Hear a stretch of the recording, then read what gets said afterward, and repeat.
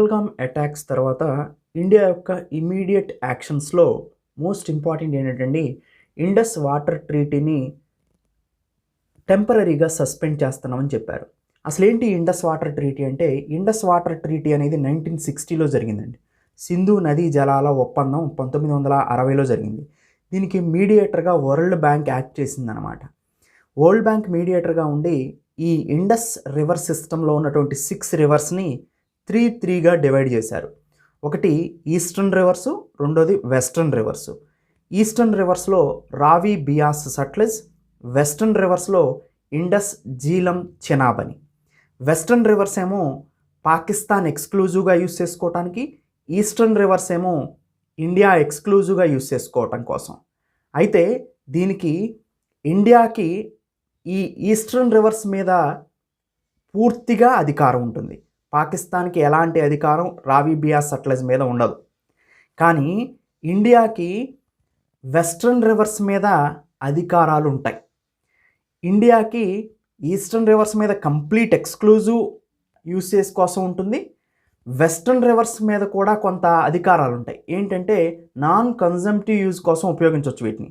అంటే run of river hydroelectric water ప్రాజెక్ట్స్ని కట్టుకోవచ్చు వీటి మీద. అండ్ వాటికి సంబంధించినటువంటి అగ్రికల్చర్ పర్పస్ లిమిటెడ్ యూజ్ కోసం ఉపయోగించుకోవచ్చు. తర్వాత వాటర్ స్టోరేజ్ కూడా కొన్ని రిస్ట్రిక్షన్స్ని బేస్ చేసుకొని వాటర్ను కూడా కొంతవరకు స్టోర్ చేసుకోవచ్చు.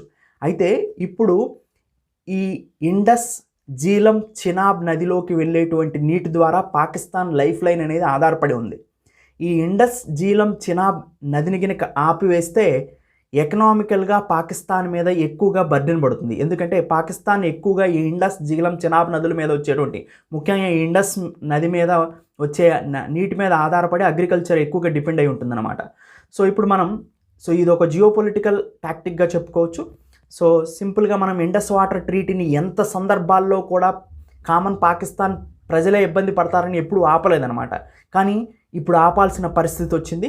అందుకనే ఇండస్ వాటర్ ట్రీటీని పాకిస్తాన్ ఎప్పటి వరకు అయితే టెర్రరిస్ట్ స్పాన్సర్డ్ కంట్రీగా ఉంటుందో అప్పటి వరకు కూడా ఈ ఇండస్ వాటర్ ట్రీటీని మేము టెంపరరీగా సస్పెండ్ చేస్తున్నామని చెప్పారు.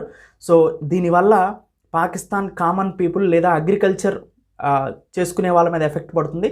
అలా అయినా కానీ పాకిస్తాన్కి బుద్ధి వస్తుందేమో అని చేస్తున్నాం. ఇప్పటివరకు కూడా ఈ ఇండస్ వాటర్ ట్రీటీని ఈవెన్ కార్గిల్ వార్ టైంలో కూడా ఇండస్ వాటర్ ట్రీటీని మనం సస్పెండ్ చేయలేదు. కానీ ఇప్పుడు ఓపిక నశించి ఈ ఇండస్ వాటర్ ట్రీటీని సస్పెండ్ చేయడం జరిగింది.